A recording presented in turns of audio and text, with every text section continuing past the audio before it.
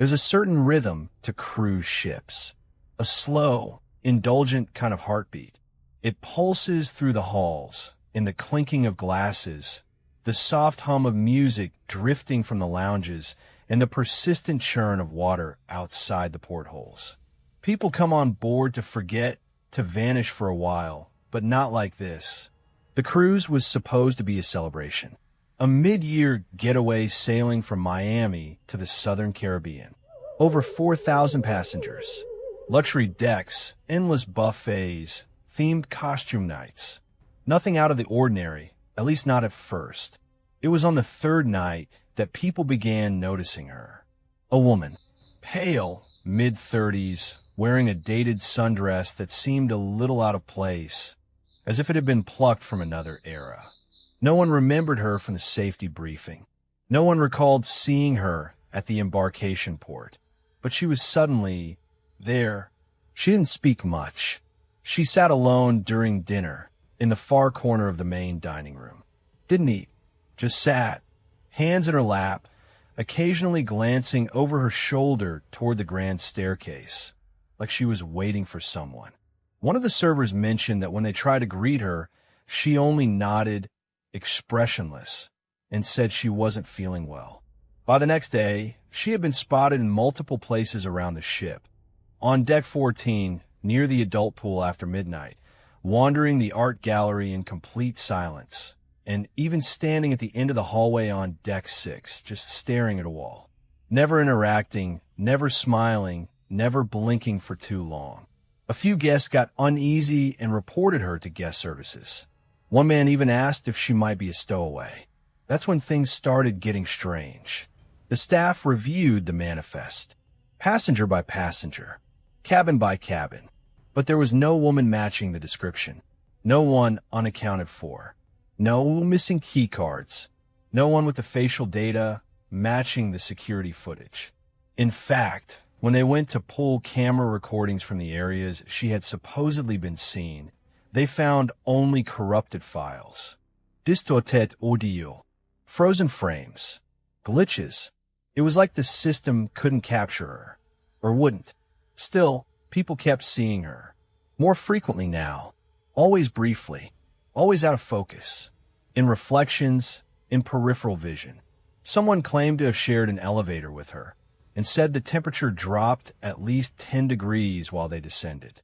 Another swore he saw her face pressed against the glass outside his balcony window, 10 stories up, at 3 in the morning. Cabin stewards began requesting reassignment from a forward section of Deck 9, a place that passengers started referring to as the cold hall. Lights flickered more often there.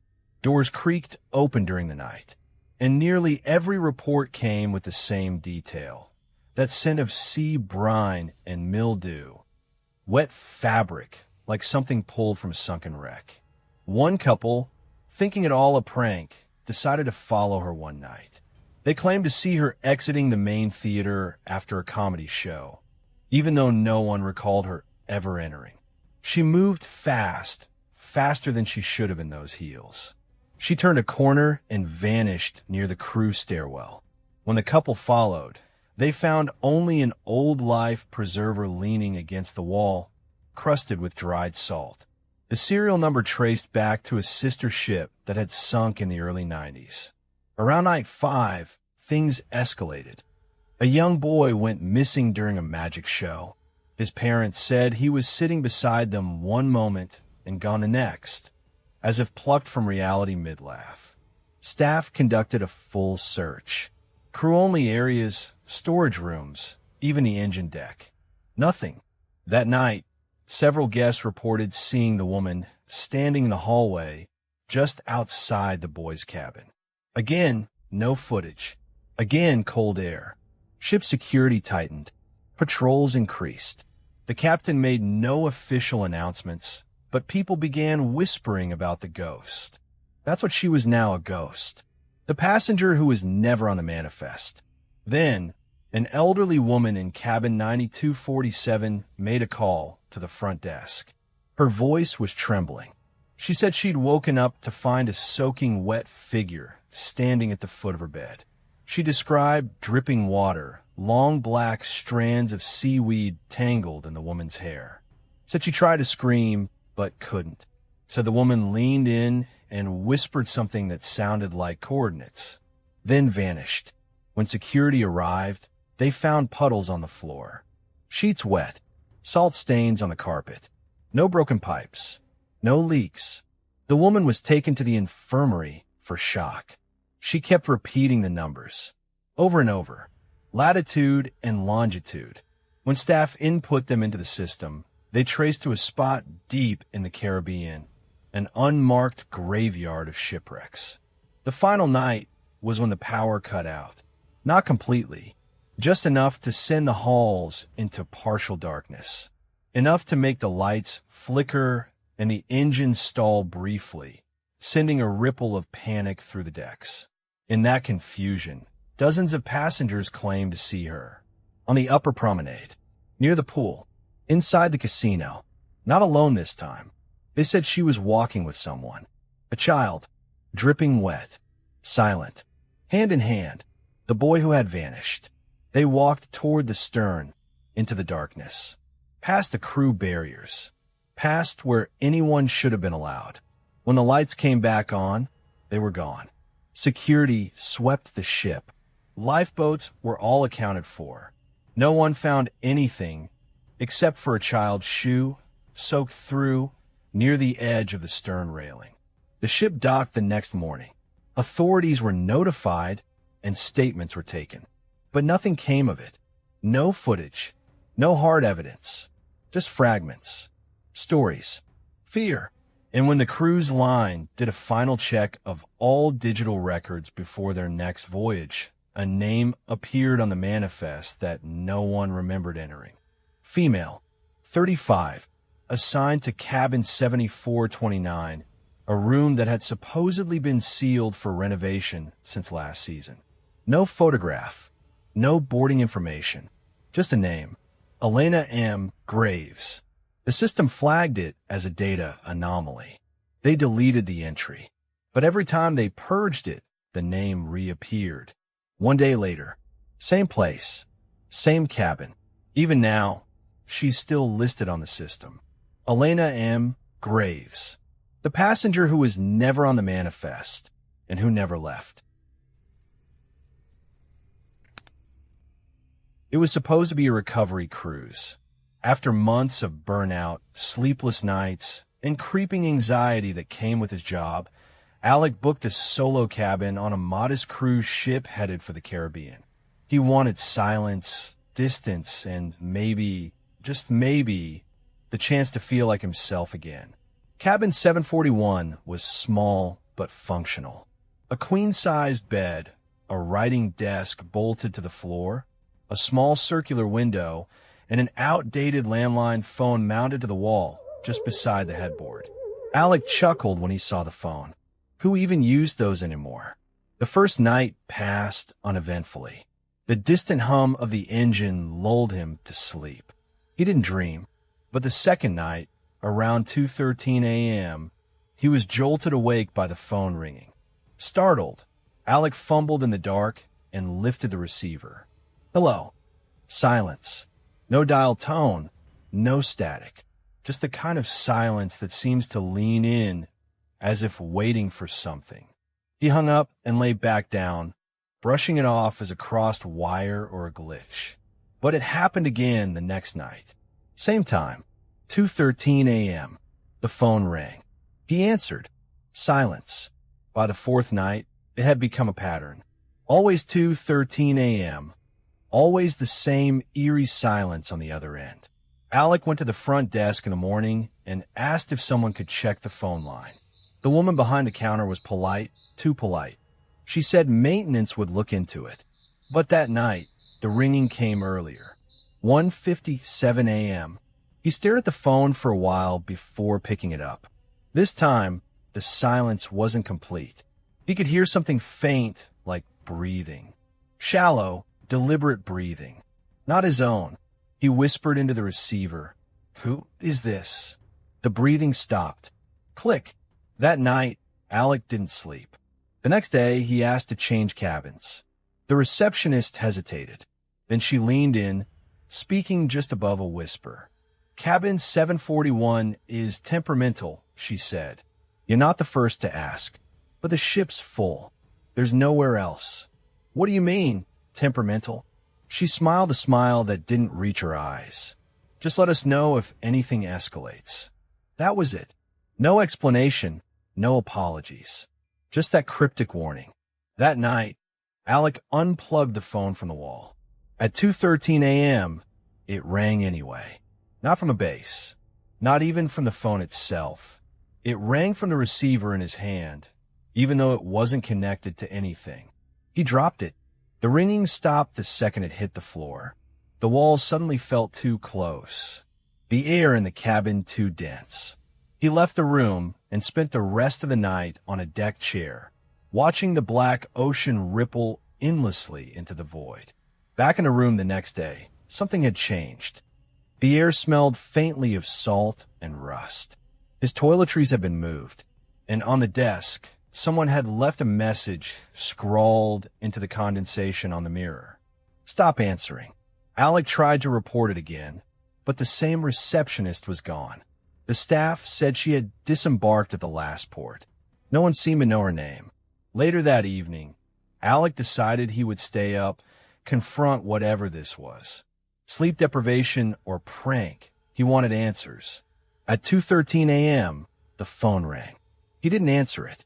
It rang again, and again, and again, every 15 seconds, the shrill tone slicing through the air like a blade. After nearly 10 minutes, the ringing stopped. Alec exhaled, thinking maybe he'd broken the cycle. But then the room phone blinked. A message notification. He picked it up slowly. There was a recorded voicemail. Pressing play, he heard a voice, raspy, wet-sounding, like it had gurgled through water to speak. "Answer, or I will." There was no sleep that night. In the morning, Alec marched to the captain's office. He wasn't asking anymore. He was demanding to be relocated or flown back at the next port. The captain listened patiently, then said, "Cabin 741's been sealed for years. We haven't rented that room out since." He trailed off, eyes narrowed. Alec laughed nervously, thinking it was a joke. "I've been sleeping there all week." The captain picked up the phone, called another staff member, and asked them to confirm. There was a long pause on the other end. "Then, sir, cabin 741's not occupied. We marked it out of use months ago." Backtracking with the captain and 2 security officers, Alec insisted they follow him. He led them down the corridor. Except when they reached where the cabin should be, there was only a wall, smooth and painted over. Cabin 741 was gone, vanished. No door, no number plate, just empty space where a room used to be. One of the officers ran his hand along the wall, tapping. "Hollow," he muttered. "There's something behind this." They pried open a maintenance panel nearby and found an access hatch that led behind the wall. The space was small, claustrophobic. A hidden, gutted-out room. Inside was a rusted metal frame of a bed, a shattered mirror, and in the corner, a disconnected rotary phone, still ringing. The security officers backed away. One of them vomited. Alec just stood there, frozen. The phone rang 3 more times, then stopped, and hasn't rung since. He was escorted to a new room. Higher floor. No phone. He finished the cruise, silent, withdrawn, barely eating. No one on board mentioned it again. Weeks later, back home, Alec received a small parcel in the mail. No return address. Inside was a corded phone receiver, with a sticky note attached. "Don't forget to answer. Minus 741 inch. It started with a vibration, so subtle it was almost imperceptible, but the kind that once noticed, you couldn't unfeel. Passengers aboard the MS Havenmore, a mid-sized cruise liner crossing the Atlantic, felt it first deep in their bones. Like a sound with no source, like something just beneath their feet was alive and humming. The Havamore had left port 3 days earlier, carrying nearly 2,000 guests and a crew of 600. The route was straightforward, Southampton to New York. A week of ocean breezes, ballroom events, and overpriced cocktails. But by the fourth night, something about the sea had shifted. It was no longer gentle, no longer predictable. The water around the ship seemed agitated, like it was remembering something. At first, the disturbances were minor. Waves breaking harder against the hull. Wind patterns that reversed direction in the middle of the night. A few passengers complained of seasickness despite the stabilizers working fine. But then came the fog. Dense, unnatural. It clung to the ship like damp gauze. You couldn't see 10 feet off the railing. The captain gave reassurances. Nothing unusual, he claimed. Fog banks were common, just a stubborn pocket of weather. But among the staff, whispers told a different story. The radar wasn't working right. It showed objects, small blips, circling the ship at intervals. And the ocean, by all meteorological data, should have been calm. It wasn't. That night, one of the maintenance crew, Joaquin Ramos, was reported missing. He had been seen doing late-night checks on the lower deck engines. His radio had gone silent just past 1 a.m. When his supervisor went to check, they found his tool belt lying neatly beside an open maintenance hatch. No sign of Joaquin. No alarm. Just the soft thud of waves, echoing in a hallway that felt far too still for a moving vessel. Security footage offered nothing. The hallway he'd entered, pitch black on the recording.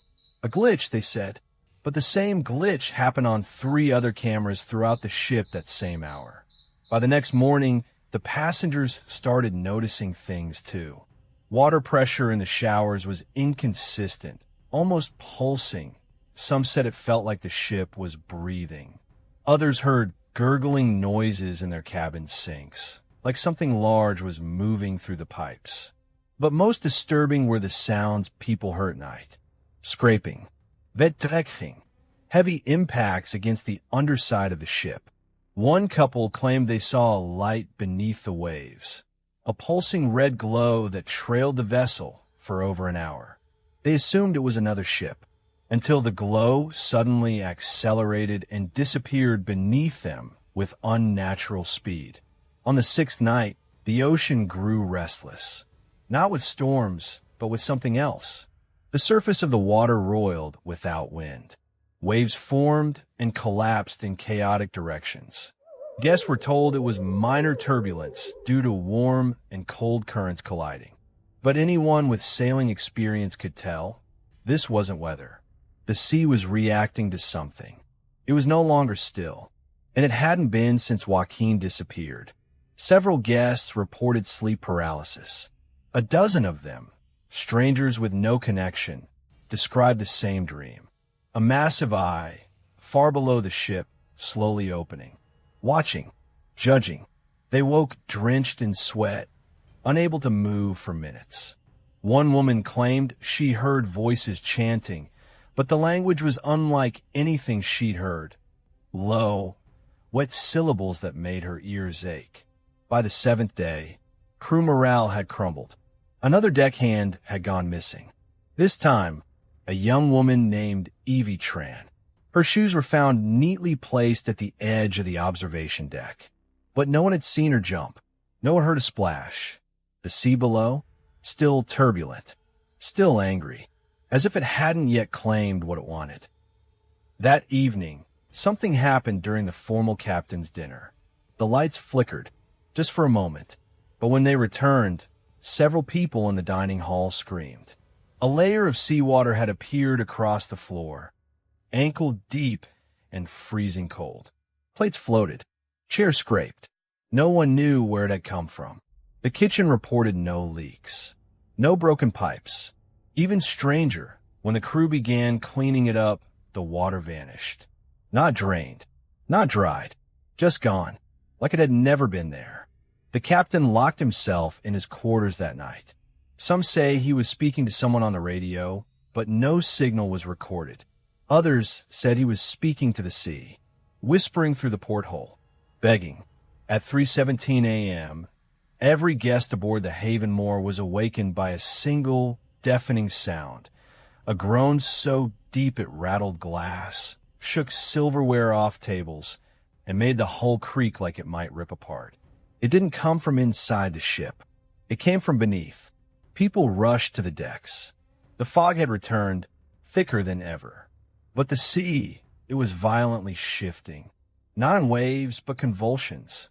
Massive surges that made the ship feel like a toy in a giant's hand. A few passengers claimed to see movement in the mist, a shape so large it blocked out stars. It passed behind the ship with no splash, no wake, just silence and the faint smell of salt and decay. And then calm. For the first time in 3 nights, the ocean became still, unnervingly so, like whatever had stirred beneath them had finished whatever it came to do. By sunrise, the fog was gone, the water a mirror. The ship continued toward New York, unbothered, as if nothing had happened. Crew members stopped talking about Joaquin and Evie. The strange footage was erased. Reports were discarded. The logs that contained radar anomalies were marked inconclusive. When the Havenmore docked in New York, it was met by investigators, quietly briefed and promptly dismissed. No official reports were filed. The cruise line offered steep discounts for future trips as compensation for technical disturbances. But many who were aboard never returned to the sea again, because they remembered what it felt like that night when the water twisted beneath them, when the moon vanished and the stars blinked out one by one, when something colossal and ancient stirred below their feet. They remembered how the ocean had refused to be still, and how it only stopped after it had been fed. It was supposed to be a quiet repositioning voyage, half full, low-key, and ideal for travelers who wanted to enjoy the open sea without the chaos of a fully booked cruise. The ship, the Argenta Belle, was traveling from Buenos Aires to Lisbon with a skeleton crew and a modest group of seasoned travelers, most of whom were retirees or couples seeking calm before the tourist season began. Deck 3 was closed to passengers. Technically, it always was home to cold storage and used crew cabins and older maintenance rooms sealed off during a recent retrofit. But that didn't stop rumors from spreading. Some claimed they heard strange noises when passing near the stairwell that led to it. Unidentifiable whispers that slid beneath the wind and hum of the ship's engine. Nobody took it seriously. Not until after midnight on the 3rd night. It started with small things. Cabin phones ringing once, then falling silent when picked up. Muffled voices through the vents, too distant to understand, too persistent to ignore. Most people brushed it off as pipes, echoes, or leftover vibration from the ship's internal systems. Then, a woman named Elise, traveling alone, reported something unusual to the front desk. She had been trying to fall asleep when she heard a distinct sound beneath her bed. Not creaking, not the usual groan of a ship adjusting to the waves, but whispering. Full sentences spoken softly. She couldn't make out the words, but she swore they were coming from the floor. Maintenance was sent to her room. Nothing was found. They assured her that sounds carried oddly on ships, especially at sea. But Elise wasn't the only one. By the next night, 5 more guests, spread out across the lower cabins, reported hearing whispering after midnight. Some claimed it came from the walls. Others said it was inside their rooms. One man insisted someone had spoken his name from beneath the drain in the shower. That was when the crew began to grow nervous. Not just because of the guest complaints, but because some of the junior staff had heard it, too. A housekeeper named Miguel refused to go below deck 5 after dark. He told his supervisor that while he was returning towels to a locked supply room on deck 4, he'd heard clear, urgent voices rising from the grated service shaft nearby.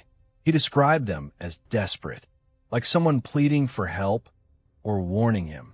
Still, The ship's officers gave the same public explanation: vibration, echoes, overactive imagination. Nothing unusual. Privately, they were shaken. An engineer, Samir, finally went down to deck 3 with 2 others to investigate. The corridor was dark, narrow, and unnaturally cold, even for a ship. The moment they descended, their radios began cutting in and out, picking up bursts of static and faint, indecipherable whispers. Only one of the 3 returned topside without incident. The second man, Elias, had a full-blown panic attack midway through the hallway. He claimed someone had grabbed his shoulder, but when the others turned around, there was no one there.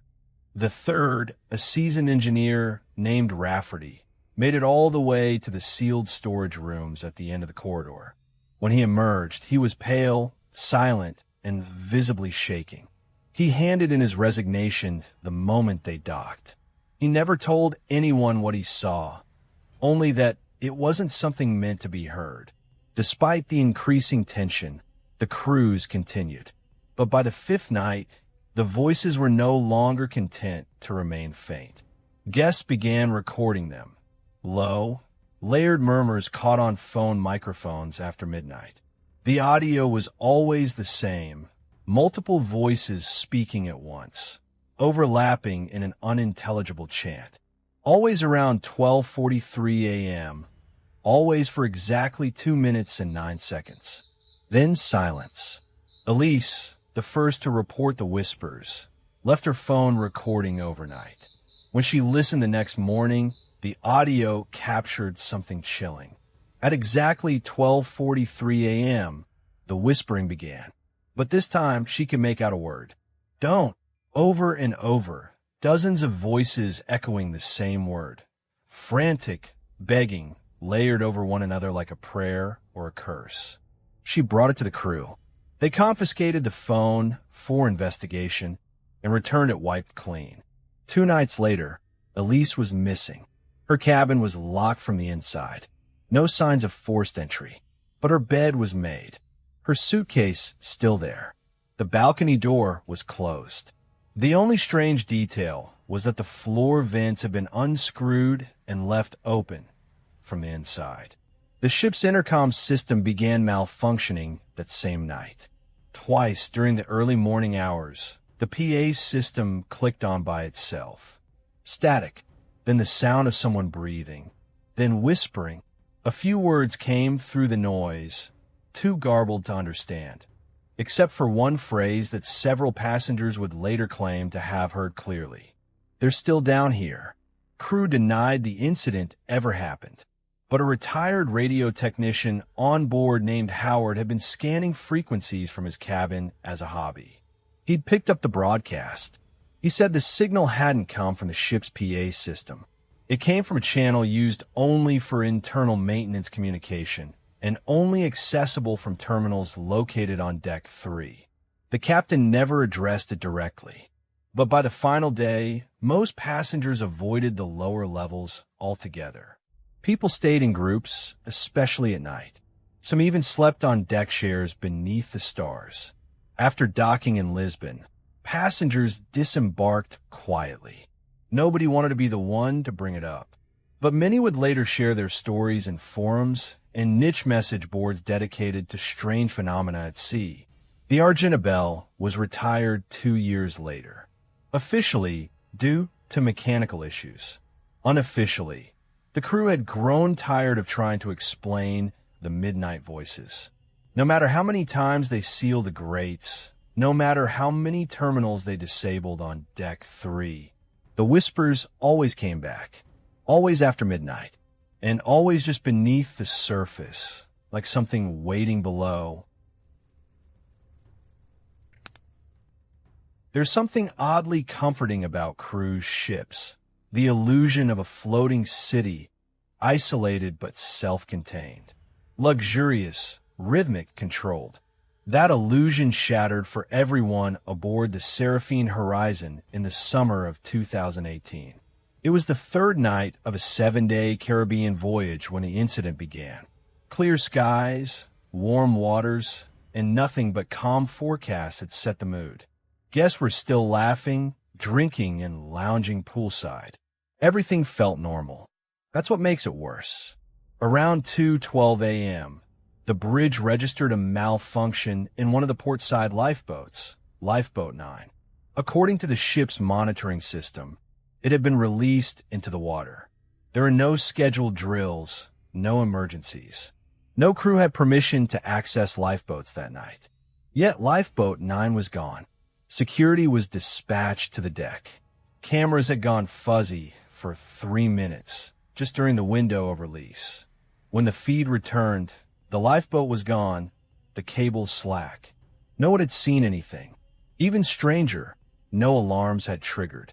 It had detached silently. The ship's officers initiated protocol. They slowed the Seraphine horizon to a near halt, turned on floodlights, and scanned the dark waters below. Passengers were kept unaware. Officially, it was a minor technical issue. But those on the upper deck who looked over the railing swore they saw something out there. A lifeboat just bobbing in the sea. About 20 minutes later, the crew managed to intercept and retrieve the drifting boat. And that's when things became truly disturbing. The lifeboat was sealed shut, which is strange because they're never supposed to lock from the outside. Once opened, they found all 26 seats filled, life vests, thermal blankets, and rations removed from storage compartments and carefully placed in each seat as if prepped for passengers. Only there were no passengers. Every seat was used. Warm. Moisture and skin oil traces confirmed recent occupancy. Even more unsettling, 26 distinct sets of fingerprints were lifted, but none matched anyone aboard the ship. Not crew, not passengers, not even archived from previous voyages. As far as the database showed, those fingerprints belonged to no one. Theories spiraled immediately. Some said it was a prank, an elaborate, twisted joke. But there was no way someone could have faked biometric heat signatures or accessed sealed compartments without triggering sensors. Others believed it was the work of stowaways or even pirates, but that didn't explain why nothing was stolen and how the boat returned without a single human trace. The investigation deepened when a member of the cleaning staff confessed something peculiar. Just 2 hours before the lifeboat incident, she had been vacuuming hallway carpets on Deck C when she passed cabin 423. She heard muffled voices behind the door, like a crowded room. That wasn't unusual, except that cabin 423 had been empty all voyage. It had suffered electrical issues during embarkation and was marked unserviceable, locked, unassigned, and with no keycard access granted to guests. Security reviewed the hallway footage. At 11:38 p.m., the camera in front of cabin 423 glitched for precisely 14 seconds. When it returned, the door was slightly ajar. No one entered. No one exited. But shadow movement could be made out through the crack, slithering across the inside wall like multiple figures pacing or circling. The ship's captain, already on edge, ordered the cabin checked. Inside, they found a room ice cold. The thermostat was broken, stuck at the lowest setting. But the real anomaly was the condensation on the window. Something, had pressed fingers against the glass from the inside. 26 distinct smudges. Some tall, some short. One set placed impossibly high, almost at the ceiling. And on the bed, in the center of the mattress, was a single life vest. It was damp, and it didn't belong to any guest. By morning, whispers had spread among the staff. People were checking security footage in secret. One clip showed the lifeboat returning, unmanned, cutting through the water with eerie precision, as if drawn back by invisible hands. Another clip captured the storage room, where spare life jackets were kept. At 12:07 a.m., the lock disengaged on its own. The door opened. No one entered, but 26 vests vanished. Just like that. There were no further incidents the rest of the voyage. but the damage had already been done. The cruise line performed a quiet internal audit and removed Lifeboat 9 from future use. The fingerprint data was never officially released. Rumor has it an independent lab analyzed the prints and found one common trait across them all: faint scarring along the fingertips, as if whoever they belonged to had once clawed at something or someone. After disembarkation, the ship's maintenance team sealed cabin 423 permanently. According to leaked documents, the room began to emit a low-frequency sound, almost like a hum, whenever the ship neared open water. No source could be located. It stopped only when the ship reached port. But here's where it turns darker. 2 years later, a different ship under the same cruise line reported a nearly identical incident. Another lifeboat, another ghostly return, another set of unknown fingerprints. This time, no empty room, but the ship's hull registered a 0.4 degrees temperature drop across the section where the lifeboat had detached. Experts tried to explain it away. Sensor errors, glitches, even phantom readings caused by salt corrosion. But privately, some investigators began to circulate a theory. The lifeboats weren't just vessels of escape. In rare cases, they became vessels of invitation. Something boarding from the water. Something that didn't appear on manifests. Something that won a round trip. One unsettling detail that often gets buried. Lifeboat 9 had been reported faulty once before, 5 years earlier, during a routine drill. It had refused to latch properly. Maintenance logged it. The file included a note from a technician: strange resistance and winch, like pulling against something. The ship's current crew was unaware. That technician? He vanished 6 weeks after writing that note. His last known location, another cruise liner bound for deep Atlantic waters. Whatever returned in that lifeboat that night might not have come alone, and it may still be waiting for the next departure. They called it the Serenity Deck, a private area near the ship's stern, restricted access, adults only, and draped in white curtains that fluttered like whispers in the wind. At the center sat the saltwater spa, heated, mineral-rich, and eerily quiet, even during the ship's most social hours. It was designed for relaxation, for healing. But some passengers claimed it felt wrong. The lights above the spa were always just a little dimmer than the rest of the deck. The water smelled stronger than seawater, too metallic, almost like rust. Crew insisted it was due to high salinity and minerals. But the metallic taste that clung to the air and the strange warmth of the floor beneath your feet, it made some feel as if the spa had been carved from something older, something not part of the ship at all. On the 4th night of the voyage, a woman named Clara checked in for an evening spa session. She was traveling alone. No social media, no posts, no tagged selfies, just her name on the ship's registry and a timestamp on the spa's login sheet. The logbook showed her arrival at 9:12 p.m. Surveillance footage confirmed she entered the spa area, robe draped over her arm, a towel tucked beneath it. She stepped through the frosted glass doors and disappeared into the dim, humming chamber beyond. But she never came out. The cameras, curiously, glitched between 9:12 and 10:06 p.m. Just a burst of static. No restart, no power failure. Only the camera facing the spa. Other parts of the Serenity Deck remained functional. By morning, her absence was noticed. Her room untouched. Her towel and robe still missing. And yet, there was no record of her returning. Security was called. Staff combed the deck. They found nothing. No clothes, no wallet, no sign of distress. It was as if she had evaporated into the salty steam of the spa. The door log showed no one else entering or leaving during that hour. Passengers were told she had disembarked early. Some weren't so sure. The strange part came 2 days later. A young couple had reserved a night spa experience, complete with candles and a private attendant. Halfway through their soak, the woman gasped. She said she saw someone beneath the water, staring up at her from the bottom of the spa pool. Not floating, just standing, eyes open, lips slightly parted, hair moving slowly in the current like it belonged there. She screamed. Her partner pulled her out. The pool was empty, completely still. They laughed it off, maybe too much wine. But the woman insisted.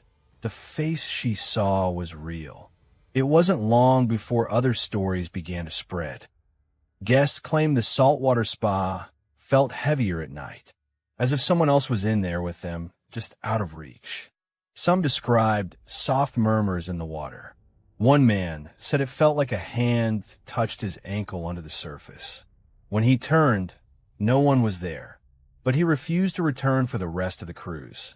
A staff member later revealed something the cruise line never included in the brochure. That particular spa had undergone unexpected maintenance the year before. After several guests complained of persistent nausea, strange skin reactions, and in one case, vivid hallucinations. One engineer claimed the drainage system kept getting clogged with hair. Long, dark strands. But the ship was dry docked for weeks during that period. No guests, no activity. When pressed, the cruise line dismissed these claims as exaggerations. But internal logs showed several strange incidents. Reports of guests slipping into trances while soaking, murmuring in languages they didn't speak, eyes rolled back. Clara was officially marked as missing at sea. Her family, unreachable. The cruise line quietly updated her file and offered no refund to her estate. Some believe she drowned. Others think she simply ran away. But there was no evidence of a struggle. No footage of her leaving the area. No esplas. No escrime. Just static on a security feed and an empty saltwater pool that seemed a little deeper than before. What's more disturbing is what happened on the final night of that voyage. The Serenity deck was closed. Permanently. A memo circulated among staff. No explanation. Just an order. Seal the spa entrance, shut off access, and reroute guests to other areas. But that night, several passengers reported hearing strange noises, sloshing water, faint knocking from behind the closed glass doors, and once a scream. One guest swore he saw steam rising from the sealed spa at exactly midnight, even though the system had been shut off for hours. Crew refused to investigate until daylight. When they finally opened the doors, the spa was empty, but the water was still warm. The scent of salt stronger than usual, and in the corner, placed neatly on a chair, were a white robe and a towel. Still damp. A faint reddish stain marked the edge of the fabric. Tests later determined it wasn't blood, but no one could identify what it actually was. Something organic. Something not cataloged in the ship's standard cleaning supply or passenger amenities. They drained the spa the next morning. The pipes gurgled longer than expected, straining, choking on something stuck deep in the system. When engineers removed a portion of the lower intake valve, they found something jammed inside, a gold pendant. A locket. Inside it, a tiny photograph of a woman smiling beside the railing of a cruise ship. Clara, but she had never been seen wearing jewelry. None was listed among her personal items. None was reported missing. Some whisper she never truly left the spa, that she became part of it. Passengers who visited the ship months later claimed the Serenity deck had been remodeled, transformed into a lounge. No spa, no pool, but the floor tiles remained the same, slightly warped, always damp in the center, no matter how often they were cleaned. And every now and then, when the ship tilts just right, guests say they hear sloshing. Not from outside, but from below their feet. It began as a minor curiosity, barely worth a second thought. On the cruise ship Ocean Whisperer, the elevators were modern, sleek, and more than a little impressive, carrying passengers smoothly from the bustling casinos and dining halls up to the luxurious suites and sun decks. But on this particular voyage, something strange started happening with one of those elevators, something that would unsettle anyone who heard about it. Jacob, a tech-savvy passenger and occasional urban explorer, was the first to notice. He was wandering the ship late one night, camera in hand, filming parts of the vessel most guests never saw. The hum of the ship's engines vibrated through the steel floors beneath him. Muffled footsteps echoed in long, dimly lit corridors, and the soft swell of the ocean outside the windows provided a constant, hypnotic backdrop. He stepped into the elevator on Deck 5, the guest services level, intending to explore the decks above. As the doors slid shut with a quiet hiss, Jacob pressed the button for Deck 9, the top floor. The buttons on the panel lit up, but one, at the very bottom, caught his eye. It was labeled simply as Deck 13. He frowned. His map of the ship showed only 12 decks accessible to passengers. Curiosity won out. He pressed the button. The elevator dinged softly and began to ascend, but instead of stopping at Deck 9 as expected, the elevator continued past it. The floor indicator, a small digital display above the buttons, flickered erratically. The numbers scrolled upwards, 10, 11, 12. Then suddenly, 13. The doors slid open. Jacob stepped out into a hallway unlike any other he'd seen on the ship. The lighting was dim and yellowish, almost sepia-toned, and the air smelled stale, like a room sealed tight for years. The carpet was thick but threadbare, its pattern faded into obscurity. The walls were lined with old-fashioned wood paneling, polished but dull, and lined with framed photographs of the ship that looked decades old. No passengers, no staff, just silence. He called out, his voice strangely muffled. "Hello? Anyone here?" No answer. The hallway stretched ahead, long and narrow, with doors on either side. Jacob felt a chill, not from the cold, but from an unease settling deep in his chest. As he stepped forward, the elevator doors behind him slid closed with a soft thunk, and the elevator began its slow descent without him. Jacob was trapped on Deck 13. He tried the door handle on the nearest room. It was locked, but the lock looked old-fashioned, the kind you'd see on a cabin from another era. A little further down, another door was slightly ajar. He pushed it open carefully. Inside was a lounge, filled with antique furniture, worn velvet chairs, a tarnished brass chandelier hanging precariously from the ceiling, and a grand piano in the corner, its keys yellowed with age. Dust motes floated in the thin beams of light leaking from the hallway. Jacob's camera clicked on automatically recording. He scanned the room slowly. On the far wall hung a large painting, a portrait of a ship eerily similar to the Ocean Whisper, but the ocean around it was stormy, and the sky overhead was black as night. The ship's bow seemed to point directly at the viewer, as if warning or inviting. Then, a sudden cold draft swept through the room. The piano keys pressed down one by one, emitting a soft, haunting melody that echoed off the walls. Jacob's heart pounded. The room was alive, or something in it was. He bolted out of the lounge, heading back to the hallway, but the corridor seemed to shift. The photographs on the walls changed with each step. Faces blurred and morphed. Ships in the frames twisted into monstrous shapes. The hallway twisted and lengthened, the ceiling growing lower, the walls closing in. Panic gripped him as he realized this was no ordinary deck. The entire floor was a trap, an echo of the ship's past, or perhaps a parallel dimension overlaying the real Ocean Whisperer. A place lost in time, a ghost deck. Jacob's phone buzzed. A text message popped up. "Welcome back, Jacob. We've been waiting." His blood ran cold. He spun around, but no one was there. He raced down the hallway, looking for an exit, any exit. Then, at the end of the corridor, a door he hadn't noticed before appeared. It was carved from heavy oak, with strange symbols etched deep into the surface. Symbols that seemed to writhe and shift as he stared. With no other choice, Jacob grasped the cold iron handle and pulled the door open. Light flooded in.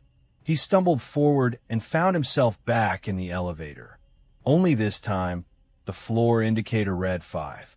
The doors closed behind him with a reassuring hum. Breathing heavily, he pressed the button for the lobby. The elevator descended normally, and the door slid open onto a familiar, bustling floor filled with laughing passengers and soft music. Jacob's watch beeped, a notification. Elevator 13 is currently out of service for maintenance. He looked back at the elevator, a shiver crawling up his spine. Had it really happened? Was deck 13 just a hallucination? Or something else entirely? He never told anyone about that night. But from then on, whenever the elevator approached deck 13, the lights flickered, the music from the piano echoed faintly, and some passengers whispered of a mysterious deck that doesn't exist, yet calls to those who wander the ship after dark. It started like any other cruise, a sprawling ship, glowing softly under the moonlit sky, ready to carry hundreds of eager passengers across endless waters. But among them was a man who stood out, not for his appearance, but for the solitude he carried. No family, no friends, just a single suitcase and eyes that seemed to absorb everything around him without revealing a hint of emotion. He boarded alone. From the very beginning, the crew noticed something odd. He never spoke much, almost never smiled, and kept to himself in a way that felt deliberate, as if he was hiding not just from the world, but from himself. When asked about his itinerary, he gave vague answers, refusing to share where he was going or why. As the ship set sail, strange things began to unfold. Passengers reported fleeting glimpses of the man wandering the decks late at night, disappearing suddenly when approached. But what unsettled the crew most was that no one seemed to remember seeing him get off the ship. Yet, when the cruise ended and the passengers disembarked, there was one passenger who had left without a trace, this solitary guest. Days after the cruise, rumors spread like wildfire. Crew members whispered about a stranger who had accompanied the lone guest during the final night, someone no one else could see. A shadowy figure, always just at the edge of vision, vanishing when turned toward directly. It was as if the guest had boarded alone but left with someone, or something, else entirely. On the third night at sea, the ship's atmosphere shifted. The usual hum of the engine and chatter of laughter faded under a thick, oppressive silence. Crew members reported feeling watched, even when no one was around. One of the waiters assigned to serve the guest said that during dinner, the man had spoken quietly to himself as if responding to an unseen companion. At one point, he smiled, but the smile didn't reach his eyes. It was cold, unnatural. The guest cabin was small and Spartan. When housekeeping entered, they found the room oddly untouched, as if the man was never truly there. A single chair was pulled away from the table, an empty glass with faint traces of water, and a window slightly ajar, letting in the sea breeze. But no personal belongings beyond the suitcase. Late that night, a security officer patrolling the deck saw the man standing at the railing, staring out at the endless black ocean. Beside him, a dark silhouette shifted, vague and hazy, without form, but undeniably present. When the officer called out, the silhouette melted into the mist. The guest turned, locking eyes with the officer for a moment that felt frozen in time. Then, without a word, he walked away, vanishing into the labyrinth of hallways. The following morning, The guest's suitcase was found abandoned in the hallway, unlocked and empty except for a folded note. The note was brief, written in shaky handwriting. I'm no longer alone. No signature. No explanation. When asked about the note, the crew found themselves unable to remember if the guest had written it or if it had been there all along. That night, the intercom crackled to life. Static filled the air before a soft whisper echoed through the ship's corridors. A voice that sounded like the guest's, calling out, but the words were unintelligible, like a language half remembered from a dream. Passengers reported an overwhelming sense of dread, with some refusing to leave their cabins. Lights flickered, doors opened and slammed shut without reason, and the temperature dropped sharply in the guest's vicinity. Several crew members claimed to see the guest accompanied by the same shadowy figure, now clearer, taller, with elongated limbs and eyes like dark mirrors reflecting nothing but void. One night, the ship's captain received a call from the guest's cabin phone. No one was supposed to answer, but curiosity got the better of him. The line was silent except for faint breathing. Then a whisper, "I'm ready to leave." The captain tried to respond, but the line went dead. On the last night before docking, the guest was nowhere to be found. CCTV footage revealed something disturbing. Footage showed the guest entering the ship's storage hold alone, but moments later, a figure resembling the guest left, walking down the gangway toward the dock. The problem was the figure was accompanied by another, tall and shadowy, a figure that appeared to glide rather than walk. Crew reviewing the footage noted that the shadowy figure never cast a reflection, and no footsteps echoed after it. Passengers waiting to disembark reported seeing the guest's suitcase carried off the ship by a crew member who swore he hadn't touched it. When asked, the crew member only said he was following orders from someone unseen. In the days that followed, rumors circulated about the guest. Some said he was a lost soul, seeking company in the void. Others whispered he had made a bargain with something beyond the physical world, a passenger from a place no one could see. What's most chilling is that no one can say for certain if the guest ever really existed in the way we understand. His presence was felt, his shadow seen, but his form always seemed to slip through reality's cracks. And the stranger? The figure no one else saw? Some believe it was a companion from a darker realm, an entity drawn to the loneliness of the deep sea, patiently waiting for a chance to escape into our world. The guest boarded alone, yes, but when the ship docked, he left with a stranger no one saw. And perhaps that stranger is still out there, drifting somewhere between the waves and the shadows, waiting for the next lonely traveler to invite aboard. It was supposed to be the vacation of a lifetime. The luxury cruise ship Seabreeze Majesty promised endless sun, fine dining, and exotic ports. For most passengers, it was a chance to escape reality, to bask in the comfort of the sea. But for me, the cruise became something else entirely, a descent into unsettling silence broken only by static and whispers no one else seemed to hear.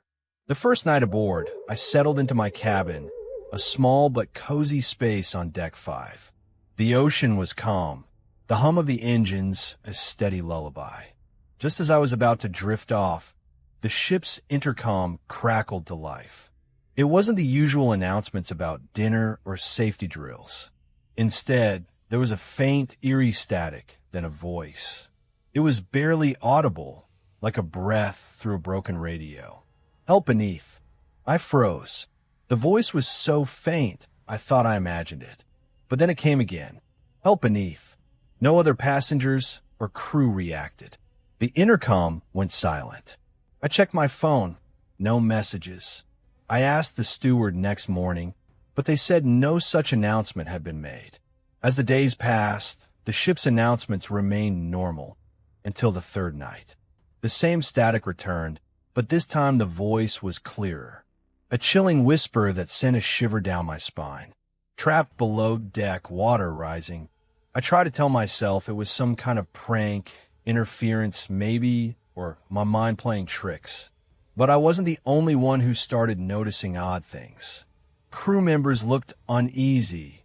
Conversations stopped when I approached, and some passengers avoided the hallways near deck 2 entirely. One evening, curiosity overtook me. I decided to explore the lower decks, areas where guests rarely went. The corridors were dim, the lights flickered. As I passed through deck 2, a faint dripping sound echoed, like water leaking somewhere out of sight. Suddenly, the intercom buzzed again. The static was louder, the voice desperate. "Please don't forget." I followed the sound, my heart pounding.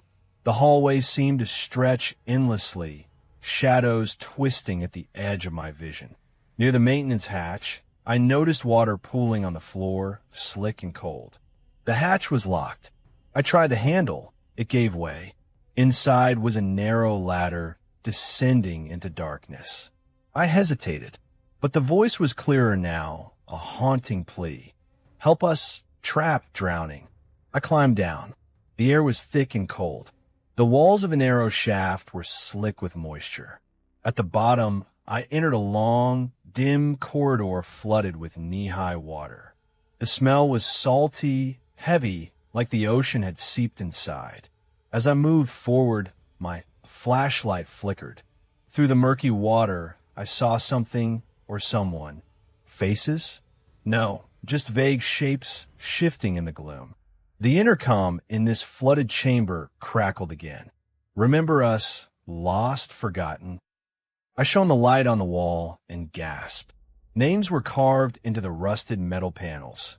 Names of passengers and crew who had disappeared on past voyages. The dates spanned decades, but none were ever found. I realized this was a hidden chamber where those lost at sea were somehow trapped. Their voices came through the ship's intercom, a desperate message carried across the waves of static. Suddenly, the water began to rise. The temperature dropped.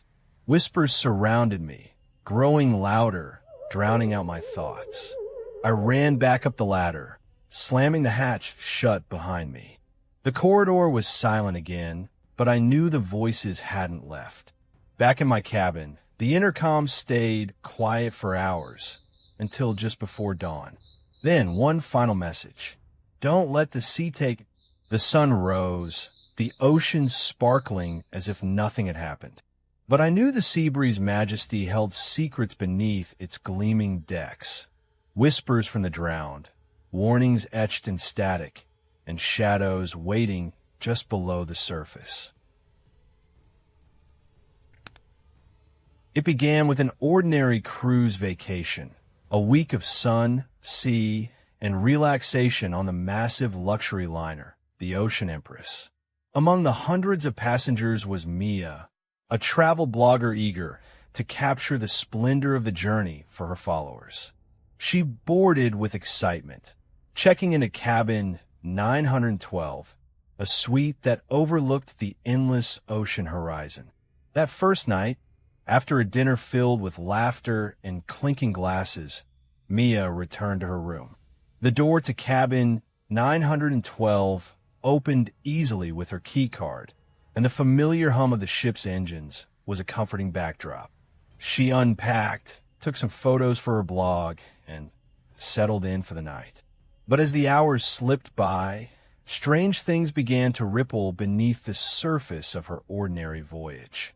Around midnight, a subtle noise stirred her from sleep, a faint tapping at the door, almost like a gentle knock. Mia hesitated, but then rose to check. Peering through the peephole, she saw nothing but the dimly lit hallway, empty and silent. Shrugging it off as the creaks and groans of the ship, she returned to bed. Yet, the tapping came again, a bit louder, more insistent. This time, when she opened the door, no one was there. Unease crept in. The next morning, Mia decided to explore the ship before breakfast. She noted the passengers milling about, the waiters moving gracefully with trays, and the vast blue sea stretching endlessly. But when she tried to find her way back to cabin 912, it was gone. Not just missing, but as if it had never existed. She checked the deck plans taped to the wall, asked crew members, and even showed her key card. The staff was polite but confused. They told her no such cabin was listed anywhere on the ship. Mia's key card, which had worked perfectly just hours before, now failed to open any door. Panic began to gnaw. Desperate, she recounted every detail of the previous night, the unpacking, the photos, the quiet tapping at her door. Her friends dismissed it as a dream or a trick of the mind, but Mia knew what she had experienced was real. Determined to prove it, she dug deeper. Reviewing her phone's photo gallery, she found the images she'd taken inside the room. The curtains framing the ocean view, the ornate lamp by the bedside, the worn-out journal she had placed on the desk. But none of it matched anything on the ship now. The hallway where her room had been was just a plain corridor leading to a crew-only storage closet. She questioned other passengers, but no one recalled cabin 912. Then came the whispers. Some passengers claimed they heard strange noises at night. Footsteps pacing in empty corridors, faint voices murmuring in languages no one recognized. Others said glimpses of a shadowy figure appeared near the area where Mia's room had been, vanishing whenever approached. The crew grew uneasy, and rumors spread of the ship's past. It wasn't the first time the Ocean Empress had baffling disappearances. Decades earlier, during a storm, a section of the ship's lower decks had flooded and been sealed off. Some believed certain areas were lost in time, pockets where reality bent, a phenomenon the superstitious called the vanishing. Mia's experience seemed tied to this urban legend. Late that night, feeling trapped in a waking nightmare, she crept toward the corridor where her room had been. The air was thick with salt and something else, something old and aching. As she reached the spot, the hallway appeared distorted, almost shimmering. For a moment, the door to cabin 912 flickered into existence, weathered wood, brass handle glinting under dim light. Mia reached out to touch it, but before her fingers met the cold surface, it disappeared. Heart pounding, she realized that cabin 912 wasn't just missing. It was caught between worlds. A liminal space where time folded and memories wavered. Her photos, her key card, even her memories, they all clung to a ghostly fragment of the ship that no longer existed. Days passed, and the ship sailed on, but Mia felt the pull of that vanished room. Each night, she dreamt of the tapping, the shadowed figure watching from the doorway, and the ocean waves whispering secrets in the dark. Some say cruise ships carry their own spirits, echoes of lives lived and lost at sea. Perhaps cabin 912 was a threshold, a doorway to those echoes.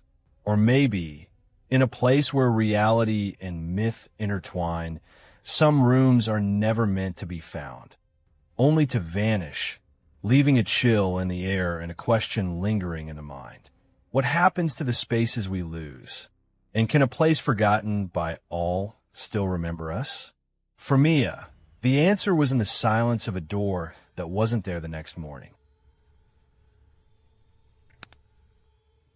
The cruise ship was hosting its annual masked formal gala, a night where guests dressed in elaborate costumes and masks, letting anonymity blur the lines between reality and fantasy. The grand ballroom glittered with chandeliers, polished floors reflected the soft candlelight, and an orchestra filled the air with hauntingly beautiful melodies. Among the sea of guests, dressed in their finest attire, a figure appeared, an elegantly dressed woman in a flowing black gown, her face concealed behind a delicate silver mask. She moved with a grace that seemed almost unnatural, gliding across the floor as if weightless. No one remembered seeing her board the ship. The passenger list, carefully checked and double-checked before departure, had no mention of her. Yet here she was, mingling effortlessly, stepping into the dance with an outstretched hand. When the orchestra shifted to a slow, melancholy waltz, she chose her partner with precision. Each person she asked seemed hesitant but unable to refuse. Her eyes, visible only through the mask's delicate cutouts, held an intensity that unsettled even the most confident dancers. Whispers began to ripple through the crowd. Who was she? Where had she come from? A crew member approached the captain with concern. "Sir, I don't see any record of a passenger matching her description," he said quietly. "I checked the guest list. The boarding logs. There's nothing. We can't find any stateroom assigned to her." The captain frowned. "Are you sure she's not a late addition? Perhaps a VIP guest?" "No, no record at all." Meanwhile, the masked woman continued to dance, her movements hypnotic. A chill seemed to follow her. The air grew colder around her. Some guests swore they could hear faint whispers when she passed, words just out of reach, like echoes from another world. One of the passengers, a young woman named Emily, found herself caught in the dance. The woman's touch was icy, her grip unnervingly firm yet elegant. Emily felt a wave of dizziness, as though she were drifting away from the ballroom into an endless sea of shadows. When the music finally stopped, the masked woman vanished. Emily blinked, turning to look where the woman had been moments before, but there was nothing. The spot on the dance floor was empty. Guests around her looked puzzled, some whispering nervously. Emily tried to ask others about the mysterious dancer. "Did you see her leave?" she asked a nearby couple. They shook their heads. "Who?" "I didn't notice anyone unusual," the man said. Emily felt a creeping unease. Something was wrong. She went to the ship's security office to see if the cameras had caught the woman. The footage showed the ballroom, packed with dancing guests. But there was no sign of the masked dancer at all. No shadow, no movement, nothing. The grainy black and white security cameras had somehow failed to capture the woman entirely. Confused and alarmed, Emily returned to the ballroom. She noticed a subtle dampness on the floor, like a faint, lingering mist curling around the edges where the dancer had vanished. The air smelled faintly of salt and something metallic. Later that night, the ship's crew received a distress call from one of the cabins near the ballroom. When they arrived, they found the room empty, except for a single silver mask resting on the bed. No sign of the occupant. Rumors began to spread. Some passengers said they saw the masked woman wandering the decks at odd hours, always alone, always watching. Others claimed to hear soft footsteps following them when no one was there. The ship's atmosphere changed. A quiet tension settled over the passengers. Shadows seemed deeper, corners darker. People stopped attending the formal events, afraid of encountering the dancer again. Emily's curiosity turned to obsession. She researched old passenger records, searched through archives of previous cruises. She found a story from decades ago about a young woman who had died mysteriously during a masked ball at sea. Her body never recovered. The last entry in the ship's log described her as the Masked Lady, a passenger who vanished without explanation. Could the dancer be a ghost? A restless spirit trapped between worlds, doomed to relive the formal dance forever? Emily's last sighting was the most chilling. As she walked the empty upper deck one foggy night, she saw a figure emerge from the mist, a woman in a black gown, face hidden behind a shimmering silver mask. The dancer extended her hand silently. Emily hesitated but felt an irresistible pull. The next morning, Emily was gone. The ship continued its voyage, carrying the whispers and secrets of the masked dancer, forever haunting the memories of those who dared to dance with her. There's a peculiar kind of dread that comes from the sea, vast, unknowable, and cold. But on this cruise, the dread was different. It wasn't the open ocean or the endless horizon that unnerved us. It was the fog. It started late in the evening, just after dinner. The horizon had already faded into a soft haze, but this fog was unnatural. It was thick, dense, and when the moonlight hit it, it took on a deep, unsettling shade of red. Like blood. At first, people thought it was a trick of the light or maybe the glow of a distant storm. Some joked it was a Halloween prank, even though it was months away from October. The crew assured everyone it was just sea mist, something that sometimes appears after warm days and cold nights. But as the hours passed, that blood-colored fog didn't dissipate. It clung to the ship like a living thing, swallowing the railings and the upper decks. The red haze was so dense that from the bridge, the captain reported he could barely see the bow of the ship. A few guests started to feel uneasy. A couple of passengers whispered about strange smells, metallic like iron and old rust. Others reported sudden chills that seeped through their clothes, even though the weather was mild. Some said they felt watched, as if something was lurking just beyond the veil of the fog. What made it worse was that the fog followed us. For days, no matter the course we charted, no matter the speed we picked up, the blood-colored fog was there, trailing behind us, a slow-moving shadow refusing to let go. And then, things began to disappear.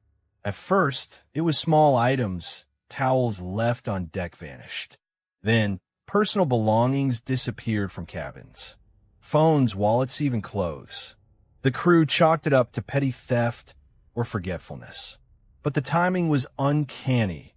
Every disappearance happened when the fog was thickest, just before dawn. More unsettling were the sounds. At night, passengers began hearing low moans and whispers floating in on the fog.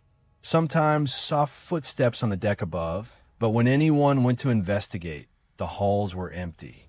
The fog's eerie silence was punctuated only by these ghostly echoes.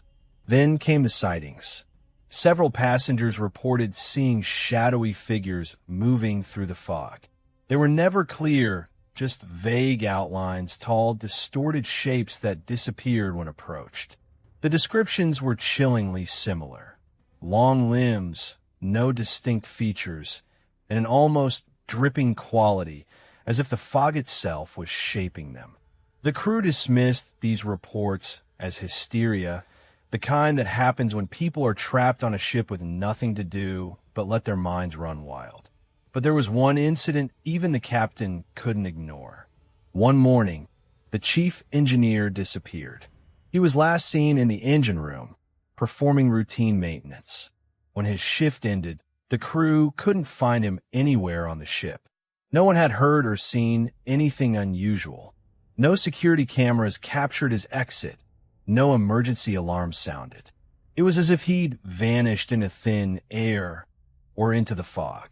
A search party was dispatched, combing every deck and even lowering boats into the water nearby. But the fog was relentless, thickening around the searchers, swallowing the searchlights. No trace of the engineer was found. That was the turning point. The captain declared a state of emergency and ordered the ship to head back to port immediately. But the fog resisted, wrapping the ship tighter, and navigation instruments began to malfunction. Compasses spun wildly, GPS signals dropped, and the radios emitted static or eerie whispers that made no sense. Days passed. Passengers grew pale and restless. Sleep was broken by nightmares filled with the red mist and those shadowy figures. Anxiety spread faster than the fog, and the ship felt less like a vessel and more like a trap. Then something changed. One night, The fog rolled over the deck in a sudden surge. The air thickened, pressing in on everyone like a suffocating blanket. The passengers huddled inside. Windows shuttered, but the fog seeped through cracks, curling like tendrils along walls and floors. In the depths of the night, a low hum began, resonating through the hull. Almost a song, mournful and ancient. Some described it as a lullaby, others as a dirge. The voices that accompanied it were no longer whispers, but clear, spoken words, though no one could understand the language.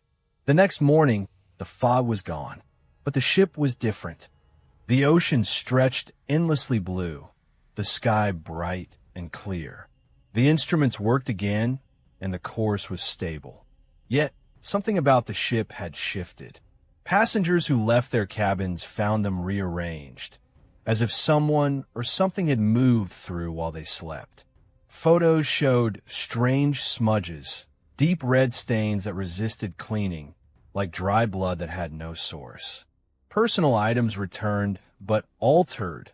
A watch with time frozen at 3:13 a.m., a book with pages stuck together, sealed tight as if to hide secrets. Most disturbingly, the crew reported changes in behavior. Some passengers and crew seemed distant, their eyes dull and unfocused, repeating phrases or humming the same eerie tune the fog had sung. They appeared trapped in some liminal space, neither fully present nor entirely gone. Theories circulated. Was the fog a manifestation of something beneath the waves? A curse linked to the ship's route? An ancient sea spirit angered by modern trespassers? Some said it was a collective hallucination brought on by isolation and stress, a shared psychosis fueled by the endless sea and the unknown. But one thing was clear. The fog had followed us for days, and though it vanished, it had left a mark, not just on the ship, but on everyone aboard. Some nights, long after we returned to shore, I still see that blood-colored fog in my dreams. It calls to me from the horizon, a warning, or maybe invitation. And I wonder how many others have crossed paths with that fog, only never spoken of it, because on the ocean, some mysteries don't disappear with the dawn. They follow you home. The ocean had been calm all day, a glassy expanse under the blazing sun. The cruise ship, the celestial Voyager, sailed steadily through the vast, open sea, its passengers laughing, dining, and dancing under the bright blue sky. But as night crept in, something strange began to stir. On the final night of the voyage, the stars above the ship simply vanished. No twinkling dots, no constellations to guide the way. The sky was an endless, suffocating black void that swallowed every hint of light.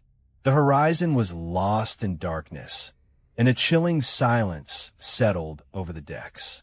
At first, the guests thought it was a heavy overcast, a thick blanket of clouds hiding the stars. But no clouds moved. The moon, usually bright and round, was nowhere to be seen, and the air felt different, unnaturally cold, heavier, as if the night itself was holding its breath.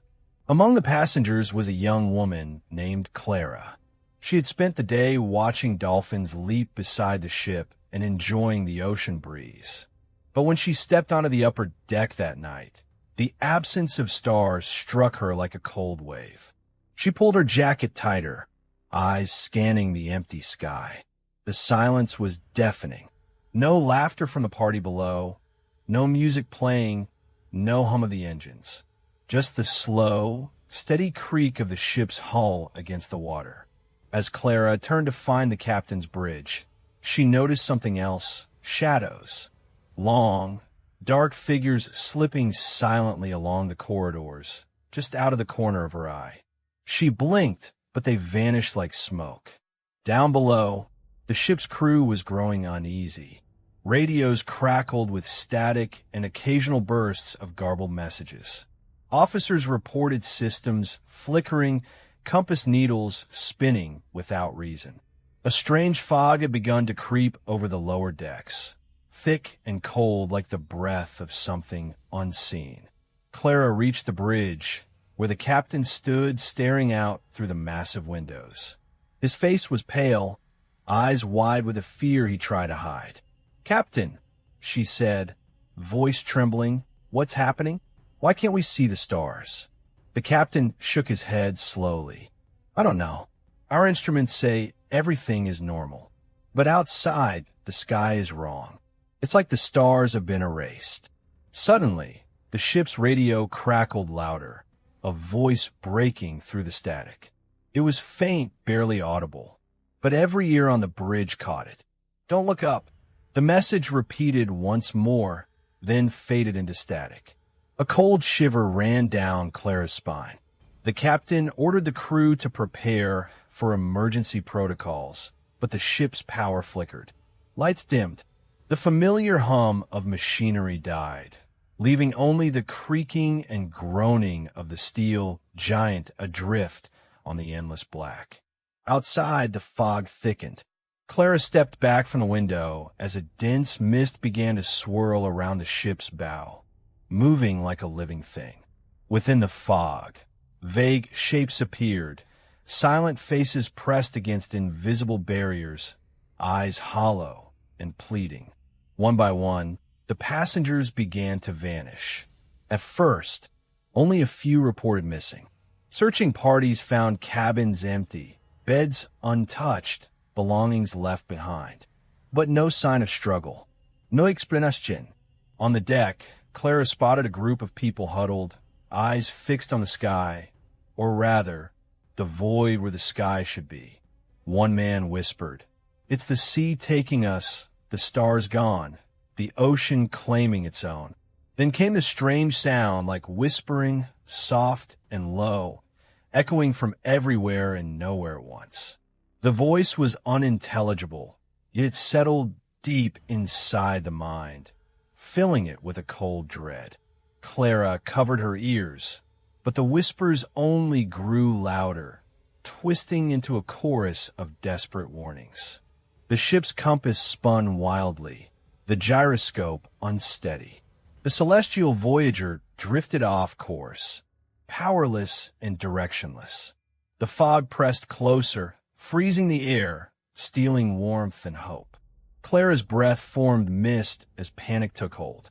She ran through the corridors, searching for answers, but the ship had changed.